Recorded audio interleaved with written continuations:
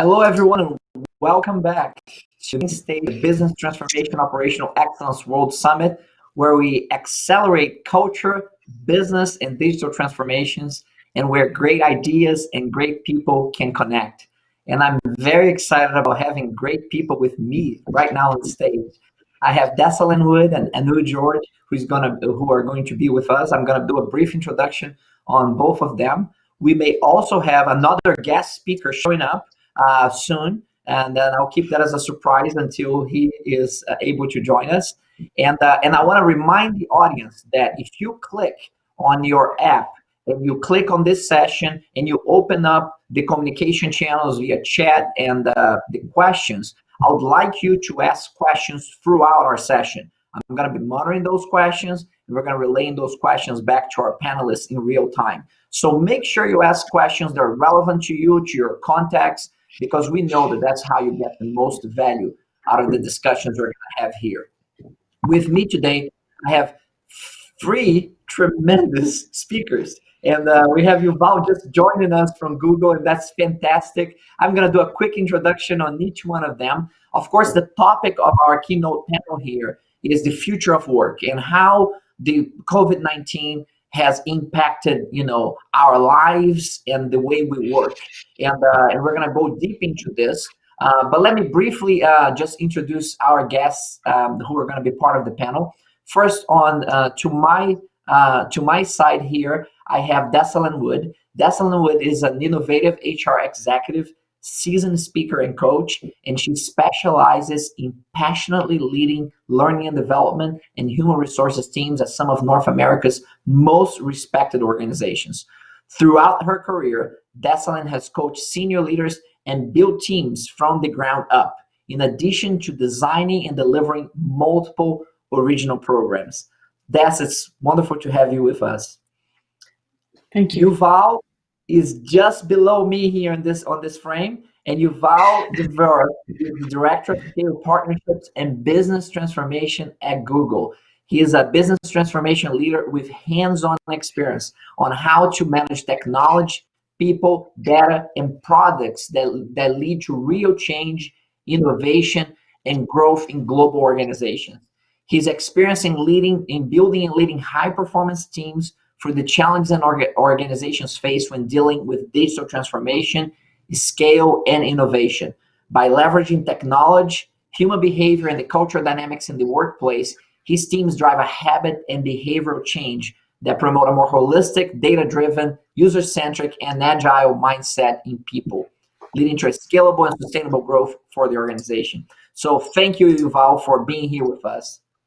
And certainly not least, one of my favorite all-time women executives, we have Anu George with us. Anu is the Chief Operating Officer for Technology and Transformation at Morningstar, the leading independent investment research firm. Prior to Morningstar, Anu has worked at Unilever and GE. She works at the intersection of emerging technologies, strategy, leadership, and operational excellence. She is most energized when she's helping leaders discern the trends of the future and help them successfully embrace that future.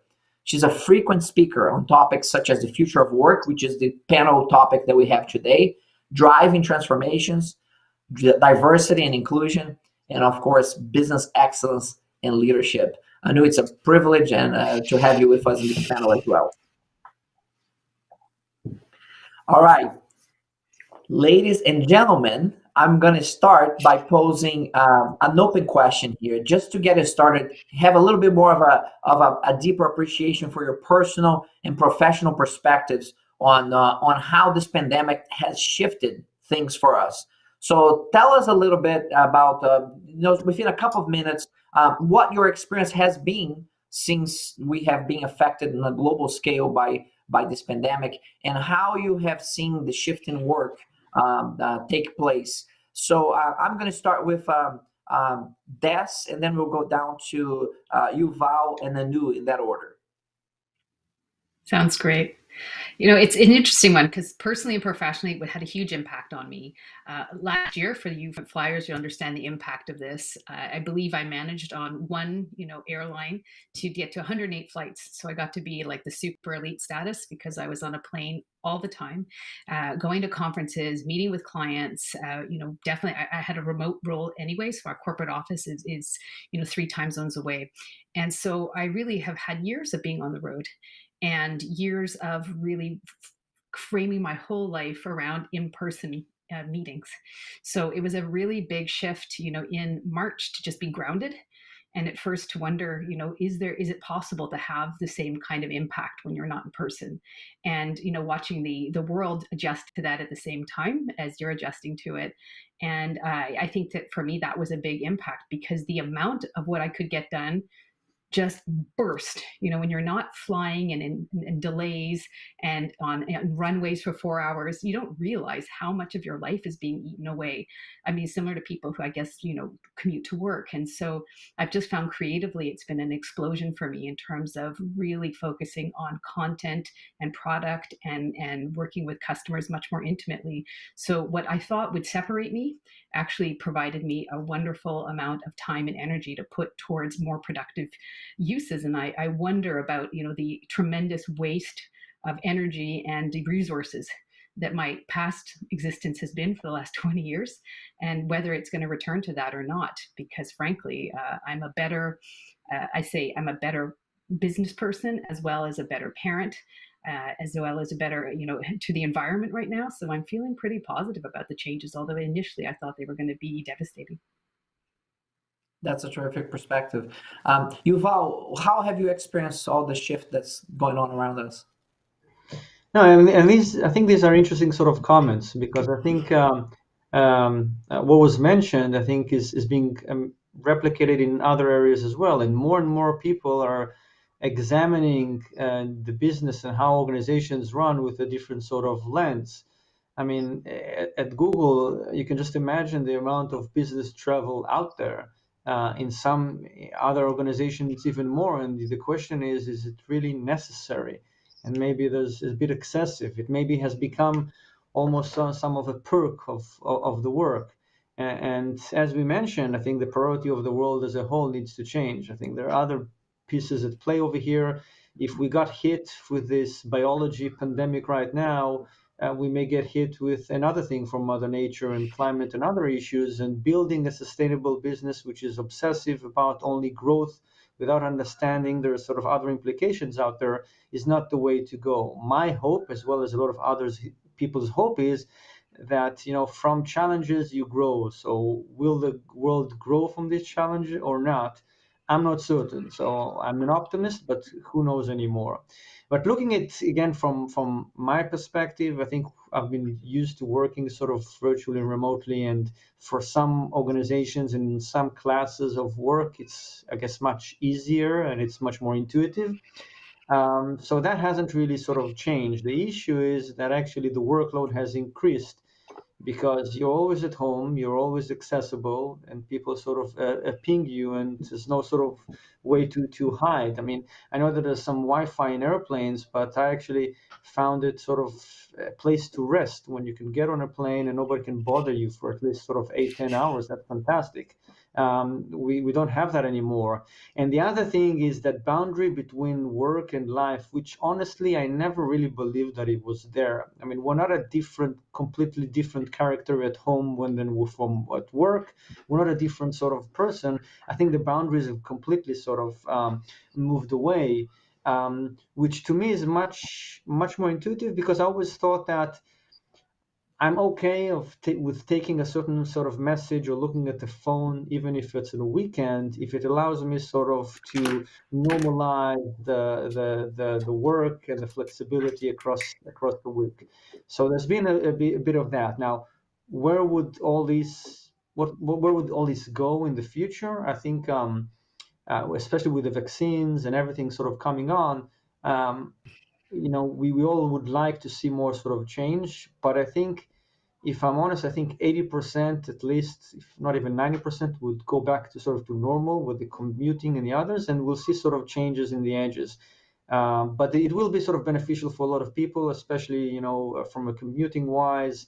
Maybe business travel would potentially sort of go down. And the other thing, from a cost perspective or an HR perspective, usually organizations, especially multinational ones or global ones, look at it as a cost of labor, or how expensive or cheap it is to find labor in the several locations, and the cost of living. So how expensive is it to live in London compared to Chicago, New York, or whatever.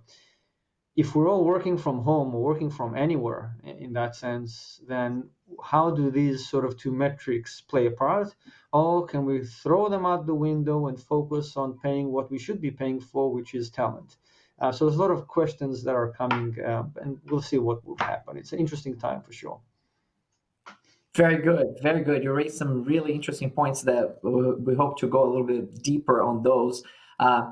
Thank you for that, Yuval. Anu, tell us a little bit about your experience, what it has been, your experience as an individual, of course, as a professional leader of a financial organization, how that has been for you.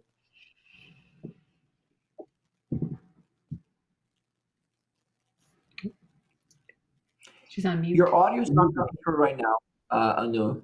Can you do a check, just make sure that you're not muted on your audio?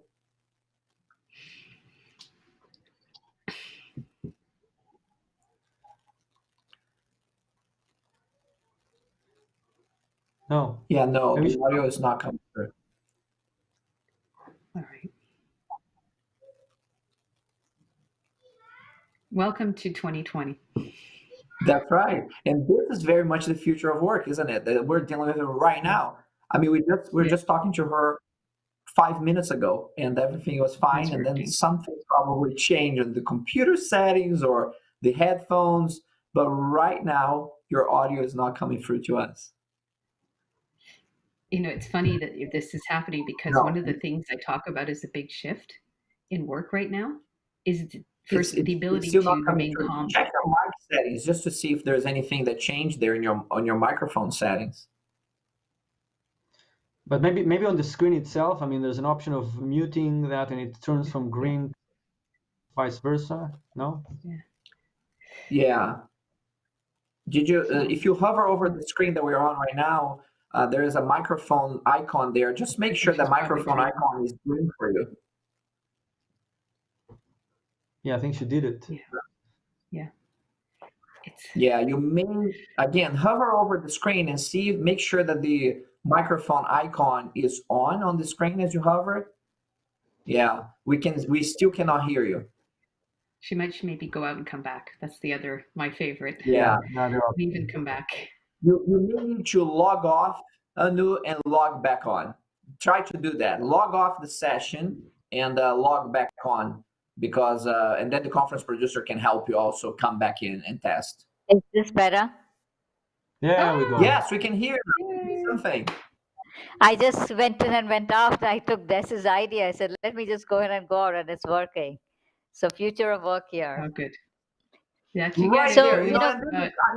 This is such a great example of the realities that we're dealing with, right? I mean, I was in a board meeting the other day, and the CEO was talking, and he had the same issues that you did.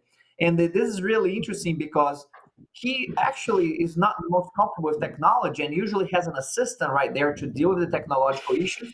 But now he is broadcasting to the board, and his assistant is not available to help him. And this is a real things that are happening. So I'm glad we have your audio back. This is a great example for the audience. We did not plan this just to make a point.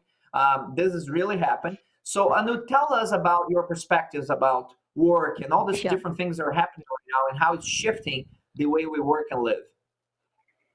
First of all, thank you for having me, Jose, and hi, Des, and how you all. You had some great thoughts. And my experience is actually a mix between what Des and you all shared.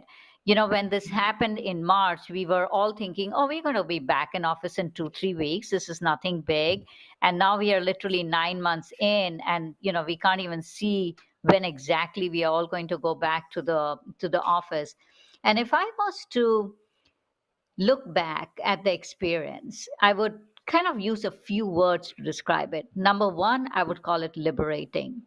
Why is it liberating? Because I think it gave a lot of time back to people. And people could use, just like Des mentioned, she's not spending hours waiting at the airport or waiting on a tarmac for the flight to take off.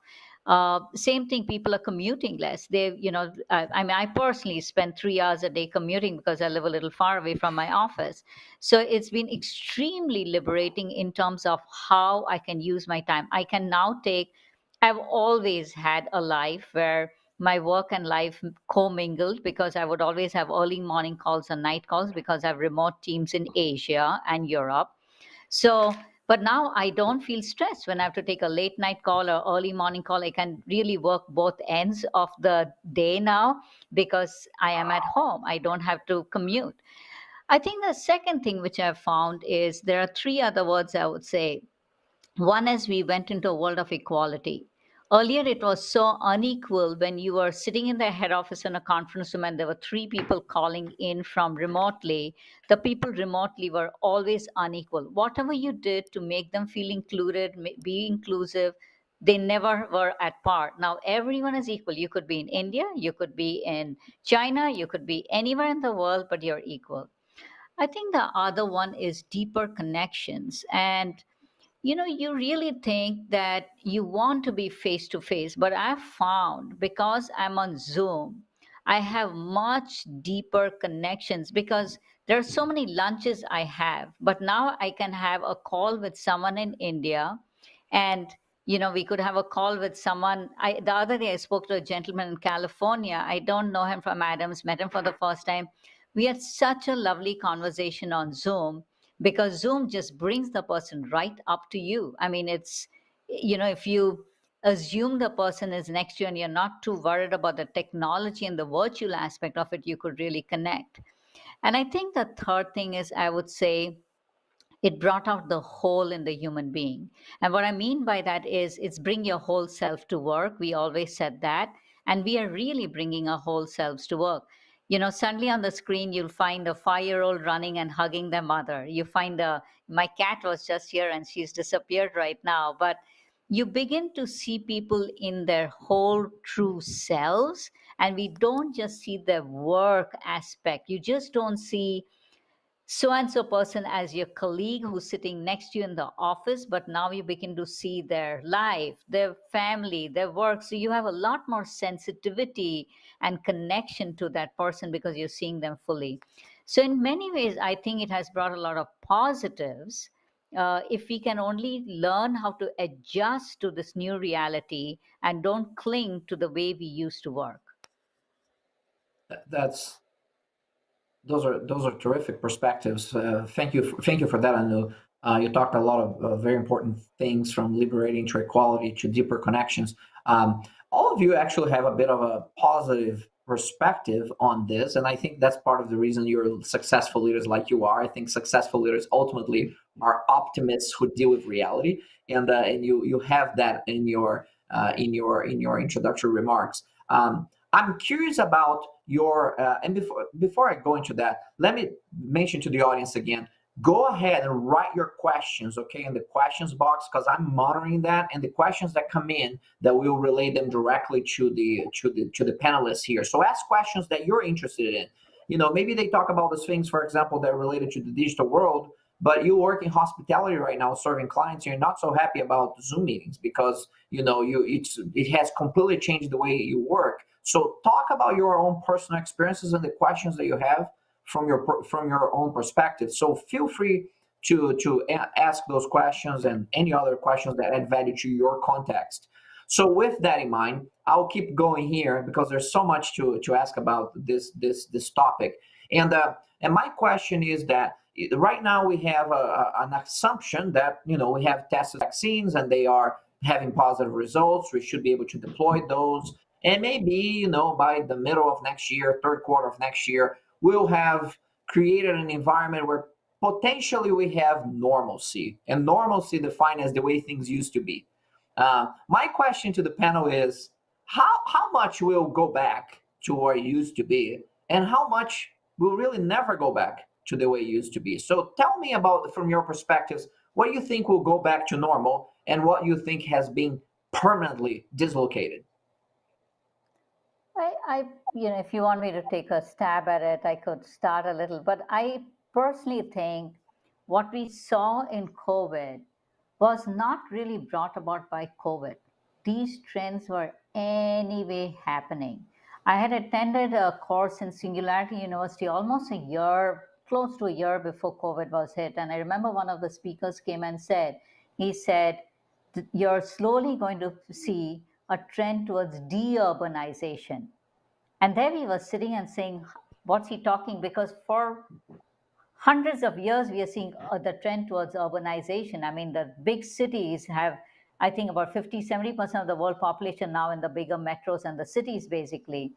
So, I mean, you were just thinking about that, and now you see that happening with COVID. So I think what COVID has done is actually behave like a catalyst to really speed up the trends that were anyway happening. AR and VR were anyway supposed to come, which was supposed to make remote working very easy. You could be sitting on a beach and connecting with your office. I mean, so it was anyway going to happen. So I think the question, and if you really think about it, 30, 40 years from now, think about your grandchildren who are working, and imagine you telling them, hey, are you going to your office from 9 to 5? And the kids are going to say, what are you talking about? There's no such thing as office.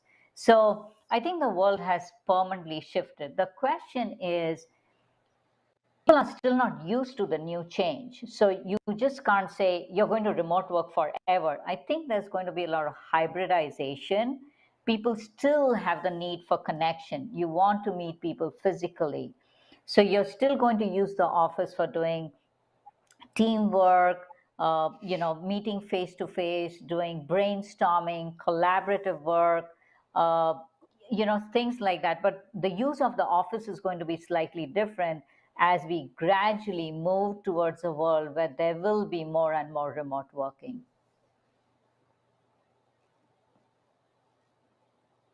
Des and Yuval, do you have anything you'd like to add to that? I think Anu said some great things. I agree with her that I feel that, what's interesting is, I've had 3 children, and you go on maternity leave and you're gone for a year in Canada, and your belief is like, it'll never be the same. I'll never adjust. And then 2 weeks later, it's like you never left. So I'm well aware that you can readapt to what you thought is crazy really quickly. That's the thing about us is, as a species, we adapt. That's why this feels normal after 9 months, even though I had 25 years of being on the road. This feels more normal than that. So I know there's a tendency to go back, but I agree with Anu that this is really just something that was happening gradually, just became sudden. It was happening anyway. And so, I think this idea of the future of work, what I see now is I think companies will be getting together more for the culture, for bonding, for, that piece, because things like collaboration, innovation, that still has to be happening constantly. And there's a lot of digital tools that you can use. And I think what people are hungering for is just the human connection of just hanging out and going for dinner and that kind of thing. My feeling is that, back to what you said, Anu, before, which I really loved, is this idea of like one person on a call and everybody else in an office, and how clunky that was. Already technology was starting to zoom in on each person so that it democratized that situation. So things were starting to happen to address these pain points. So my hope is that we don't go all the way back. But I do think that there's certain legacy businesses. I mean, look at who's not surviving right now. There's a number of businesses that are not surviving. They were actually just slowly not surviving before. It just got faster. So a lot of retail, a lot of service, they were just sort of, moving the deck chairs on the Titanic, and then it started to go faster. And what I'm excited to see is the industries that pop out that accommodate this new world and make it easier not to go back. Because right now we're in the middle of like, well, we have offices, but they're empty, and we have this, but we don't have these collaborative space, or whatever the future is going to be. I'm excited for, in the absence of these businesses, the new work paradigm to start. This is great. This is great because you have stirred a lot of thinking in our audience right now, and I'm seeing a lot of great questions come through here. And I'm going to send the next one to Yuval on this. Yuval, Hannah Miller, you made a comment early on about the blend. There is some people say the work-life balance is a hoax. There is no such thing. It's kind of a modern structure that we created. It's always being a blend of some sort, and that creates all sorts of problems as well if you think it from a blend versus a balanced perspective. So on that topic, Hannah Miller asks some really interesting, makes some interesting points here. So she says, great perspectives, and while I appreciate all of the positives, is anyone out there seeing the burnout in the organizations of people feeling too much of a blend between work and personal life? Is there a feeling of needing to be always on and providing productivity because they aren't seen in an office 8 hours a day? So Yuval, how are you dealing with that personally, but also in an organization that's very innovative like Google? How are you dealing with that in the ecosystem? Yeah, so I think ever since the pandemic started, it was very important for me, and I have sort of kids myself, and school was closed as well for a while.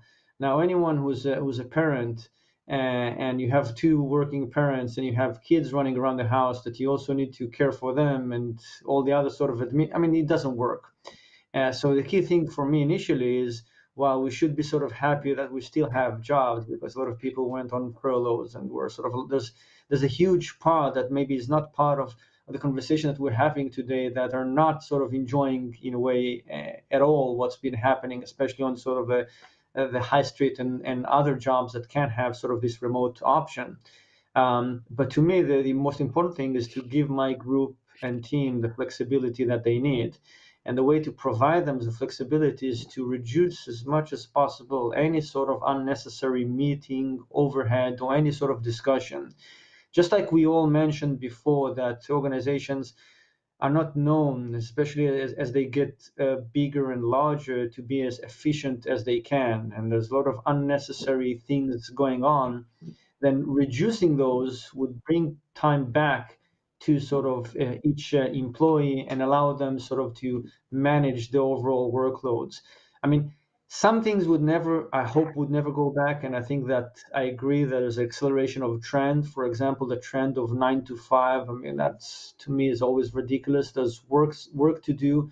And if you do the work, then I don't care what you do with the rest of the time. Just like sometimes I use the time when it's work time and I go to the supermarket, then so should others as well. And having that empathy as a leader to understand that, hey, the employees as well deserve that time, or they have also other issues, would make actually remote work working. The problem, and that's why it goes back eventually to leadership, is that not all leaders have, in a way, that confidence in them. And that's why the office, when you ask yourself why office, then it benefits certain type of leaders as well, especially, I guess, in the control space. You see the person over there, you know when they come, when they leave. We've all suffered the issue of what time do you pack your bag and get out of the office, and the looks that you get. Or, I mean, they could be sort of jokingly, but there's always any issue over there. What's great about remote work is it removes all that stuff. But for the leaders that are sort of less confident, then they tend to sort of increase, in a way, their confidence or their management of uncertainty by setting so many meetings and structures and whatever. And to me, that's sort of useless. The other thing is that we used to, as a team, have a lot of drinks and offsites and fun things to do. Now, it's hard to do that when you're stuck in front of the computer. In some cases, I think people try to do, I guess, offsites for about 3-4 hours, a fun offsite. But again, if I have to sit another 4 hours in the computer, and what's the fun in that? So we need to understand that, yes, remote work is great, but there are some things that cannot actually translate perfectly to a remote work. And if we have fun going to a pub and drinking, having a drink in front of a computer for 2 hours is not exactly the same thing. Fantastic. I want to build on this commentary by Yuval, and I literally specifically want to get now the women's perspective on this. And it's not a gender issue by any means, but I see a couple of things that trigger that thought. One is that I see some women here asking some questions to the panel, disproportionately number of women asking questions. And what I have seen in some of the most recent studies about how the pandemic has impacted people, there is a disproportional negative impact on women. Because, whether we like it or not, there is still a social construct that expect women to educate kids or do some of the things around the house and work. And now the kids are not going to school; they're doing virtual learning. And so in what these studies have pointed out is that women have taken on a disproportionate burden during this time. As women and leaders in organizations, they are part of this acceleration. I'm just curious about not just from your personal perspective, but from the perspective of women. How has this affected women, and what are some of the ways that people can deal with it? It's such a great point. There's a lot of articles talking about this being like the biggest setback for women since like the 80s. Taking time off or feeling like they can't give 100%. And what's happened is COVID. When I think of the future of work, we won't have necessarily children at home while you're working. So this was really a specific thing that you've all touched on, which is that had to also parent in the house and take care of maybe your parents and grocery shop for the elderly. So this burden of I have to be a caregiver and an employee would not typically be. That's not part of being a remote employee. That has to be a remote employee that has their family in their house 24 hours a day with no distractions. And when those kinds of things happen, to that point, I would like to add. Sorry, Des, but to your point, I mean, people call it work from home initially when the pandemic started, and as you mentioned, we had the kids at home and everything. It wasn't sort of working from home; it's trying to manage from home, if anything. Yes. Yeah, you try and everything, whether it was not enough bandwidth from your Wi-Fi to support everybody being online at the same time, to not enough desks. I mean, I remember I went to IKEA to get desks for my kids and there were no legs left. Like all the legs were gone. I don't know why they have more tops than legs. If anybody works at IKEA, you need to fix that. But the point is that like it's a strange time to assess whether this was a terrible impact for women long term. Certainly during when there's a crisis. I mean, anybody here, and I'm sure the one you're writing in, if the teacher calls, the likelihood that you're going to go in versus your partner is high. If somebody's sick, if there's parent-teacher interviews, if there's teacher gifts to be bought, it's always been a load that women have had carried. And I think that there's been a lot of stress. At Thought Exchange, one of the things that we were asked to do is to put together some kind of proposal for caregivers and parents that took into account a flex time that was slightly reduced work. So it was like acknowledging that you're actually not going to be available and that you can block it in your calendar and that we're going to carry you for this period because this is a pandemic. And so you don't have to try to hide it or squeeze it in. But if you need to be gone from 11 to 1 to take care of your children, then we want to encourage that flexibility. And while individual leaders were doing it, people really wanted the organization to make a statement across the organization, because I think they still felt that it was shameful and it had to be hidden and it had to be like a private discussion with your leader. And I found that to be interesting. As a woman who went through many job interviews, managing to never say I had children, I didn't have pictures in my office. I came from a time where it might hurt your career.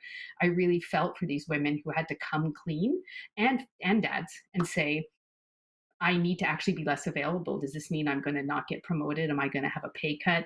And these are really uncomfortable conversations. And organizations, I think, really showed their values by how they addressed it and allowed it to not be hidden. And I think that's a lot of the mental health issues, are people who are trying to, act like it's not impacting them when we know it is. I would add to what Des, I would add to what Des said, when I started my conversation, I said I found this very liberating. And I must admit that I have a college going son, and hence I found it liberating. Imagine if I had 3 kids at home who needed homeschooling help. That would have been really, really difficult. But I do agree with Des that the COVID environment doesn't completely reflect the future of work, because you're probably not going to have the kids at home in the future all the time. This is a very unusual and strange time. But having said that, just taking leaves out of my own book, like Morningstar as an organization has been extremely good at, talking about flexible work and helping employees with flexible work arrangements where they needed help because they had to, manage their families. So that's something which we did very proactively as an organization. But I think my other tip or advice I would give, especially watching friends who have smaller kids and what they've done, they have actually started within the neighboring community with their friends and families. They have started creating little pods of help for each other. So, kids probably get together to do their homework together, or kids connect online to help each other with their friends and homework, etc. So I think my one advice was, every change or every challenge requires a creative solution. You can't apply the exact same solution that you applied to an old problem to a new problem. So if there's a problem like this where you have to manage work and you have to manage your family at the same time, can you use the larger community and especially the virtual community to help each other? So these are some small things, and I do agree that organizations also need to respond with the desired flexibilities, et cetera, to help employees. Those are excellent perspectives. I'll put my own personal touch on this one. I have a 10-year-old daughter who says she never wants to go back to school because there's too much drama going on there. She always wants to do the virtual thing now. So I'm going to have to figure out a way of putting her back in school now because she really likes the virtual stuff a little too much. But those are some of the things that are they're gonna emerge in society. What about if we have had some time to adapt to this new way of doing things, and we talk about some positive things, we talk about some negative things that have happened. What if you think about suggestions on and this is such a vast topic, but if you think about let's focus on the professional side of things. I've seen comments here online from Natalie and Aaron. There's still kind of one of the biggest questions is this blend of work and life, and it's very good when organizations have clear performance standards, and then you can let people go do whatever they need to do, right? They have a certain level of independence to do that. But as you have mentioned before, unfortunately, not all leaders and organizations have those clear performance standards, and they are more like hands-on, day-to-day on the way they manage people.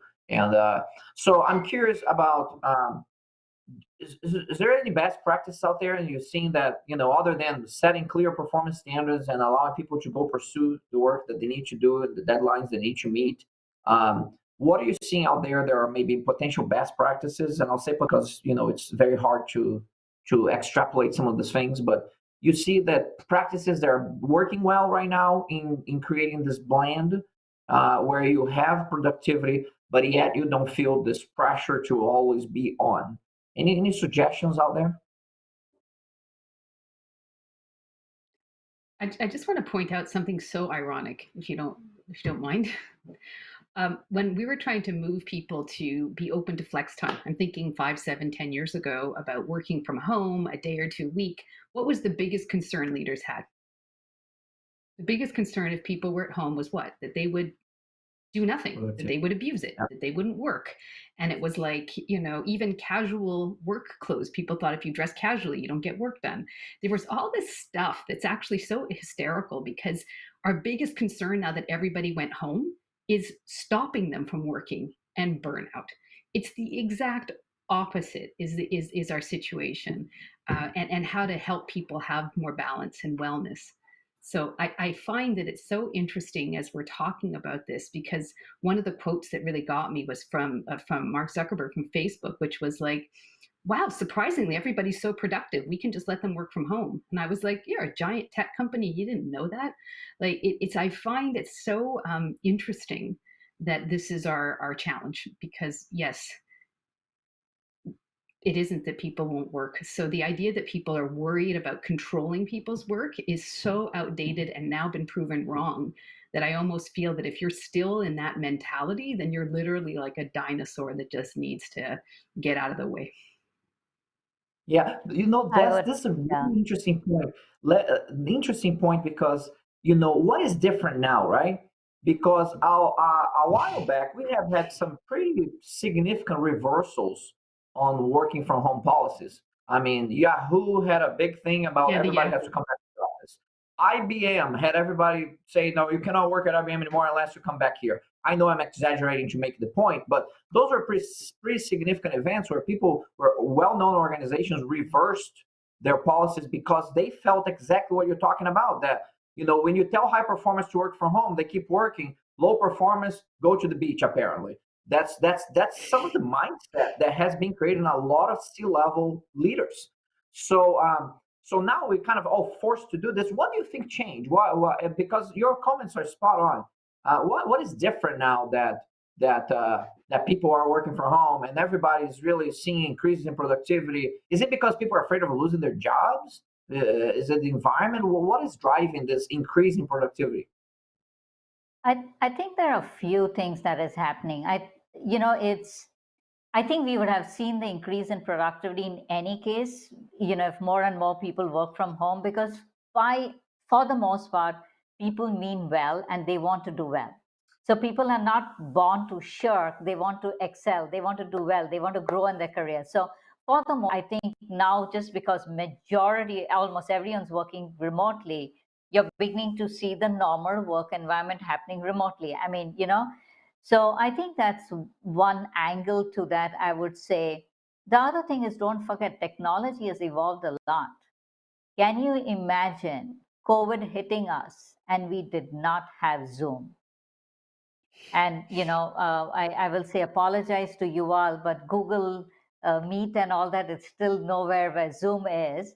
So imagine if we didn't have Zoom. I mean, it would have been so difficult for people to connect with each other and to work. Imagine if we had just regular conference calls on the phone and we were not seeing each other one-on-one. So I think the technology has helped us a lot to connect with each other and to be more productive.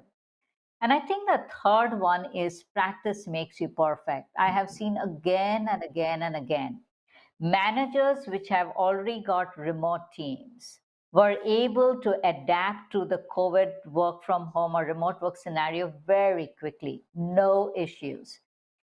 Managers who had teams co-located struggled to find their stride because they were so used to just walking across to someone, telling them what to do, keeping an eye on them, or whatever it is. So I think productivity also enhances as you get the practice on how teams work with each other. They come up with new routines, new ways of connecting, new ways of keeping each other informed, and managers find better ways of managing their teams. I think all those together have helped drive up the productivity. I don't think it's just the fear angle. I think it's more positive. I think that's an awesome answer. You encompass so many things, and you're absolutely right. If the technology had not developed to certain levels, it would be so much more difficult. Now, I have a question here from Chad Vidoni, which is an interesting question for the panel related to building, maintaining, transforming culture. How do you keep your culture, or even if in this, especially if you're trying to transform your culture, if you're not from a work from home environment before and now you're in this environment, um, uh, what can organizations and leaders do to maintain or transform in a positive way the culture in this new environment? I think one of the interesting things is that there's flattening the curve, not just of the pandemic, but flattening a curve of hierarchical knowledge, that just because I'm the leader, I have more and better knowledge than anybody else. Because the world is now not what, usually you used your past experience to decide what the future looks like. Now, right now, the past and the future are not as connected. And so I think if you're transforming anything, what you want to do is really honestly reach out to the people in your organization for what they feel and think, and connect with them, not just to check in once you've already made the decision, but even to help prioritize what needs to happen, how it needs to happen, and get their input. And I think if you don't, you're going to get pushback, and for good reason. Because just because you've done a job for 15 or 20 years doesn't make you now have better insights into the future than somebody who's new to your workforce. So I think it's like getting people together and working with them before you make those decisions. I think any top-down decision about the future of work are going to have a lot of resistance. I think that you've got to communicate and collaborate and be humble, and be flexible with what you think the future looks like. Because I think if you dictate it, or you send it out in a blast, you're gonna, you're probably, once the workforce stabilizes, see a lot of people exiting that organization. Very good. Yuval, what does the future look like?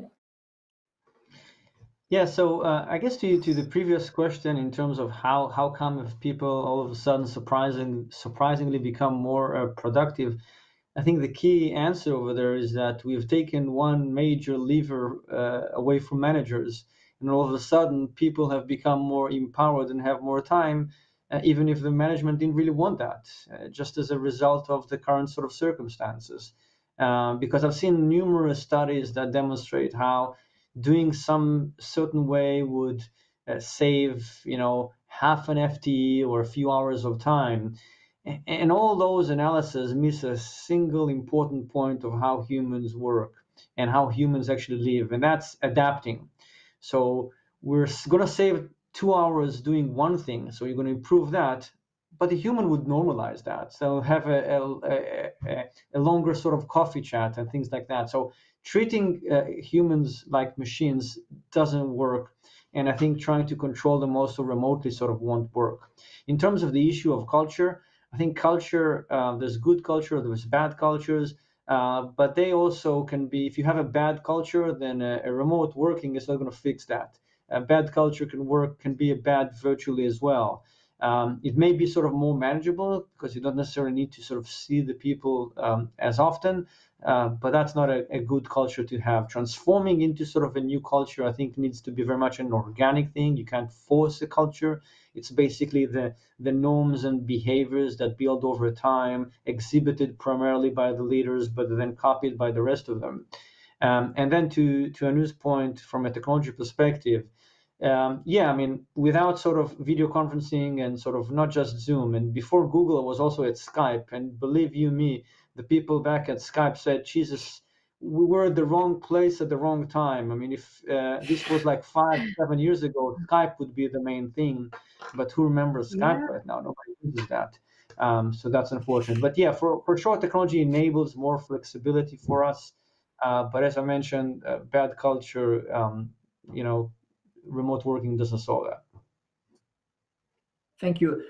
We are out of time in our panel here, but this is such a great topic. There's some wonderful questions that were asked here. I encourage the audience to reach out to the speakers through the app and connect with them and ask follow-up questions for your contacts as well, especially the ones we didn't have time to get to. I want to deeply thank Desalin, Anu, and Yuval for taking the time to share your perspectives on this very fast-moving, rapid changes, uncertainty, and the world that we're living in right now. Thank you so much for taking the time and sharing your wisdom with us. Bye-bye. Thank you. Yeah.